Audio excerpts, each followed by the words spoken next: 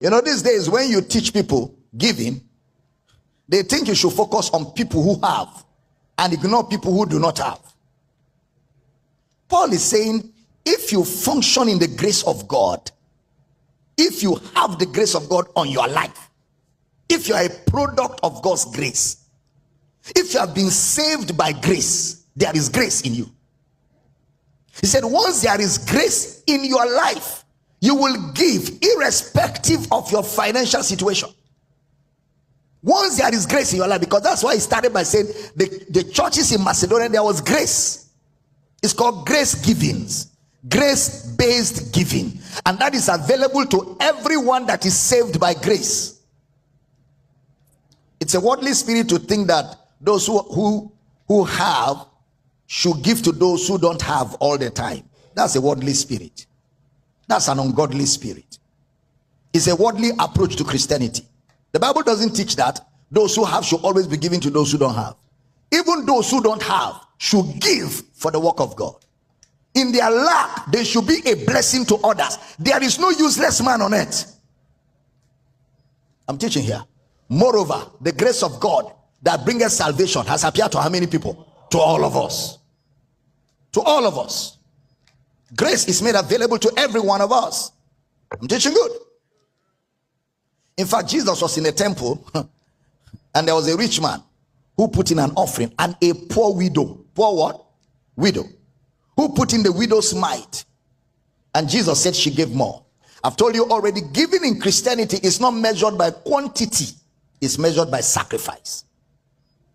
True giving in Christianity is not measured by quantity. It's measured by sacrifice. Somebody has 10 naira. Somebody has 5 naira. The man with 10 naira gave 2 naira. The man with 5 naira gave 3 naira. Who gave more? The man with 5 naira. Because the man with 5 naira gave 3. He has only 2 left. The man with 10 gave 2. The man with 5 has made more sacrifices than the man with 7. I thought when you don't have, or when you have some financial challenges, you shouldn't give. That is the worldly way of thinking. That is the ungodly way of thinking. But Paul is saying here that this church demonstrated the grace of God by giving even when they didn't have enough. Look at verse 2 and 3 of that same chapter. Verse 2 and 3. How that in a great trial of affliction, the abundance of their joy and their deep poverty abounded unto the riches of their liberality. Next verse. For to their power I bear record. Yea, and beyond their power they were willing of themselves. Give me the AMPC of verse 2 and 3 of this 2 Corinthians 8.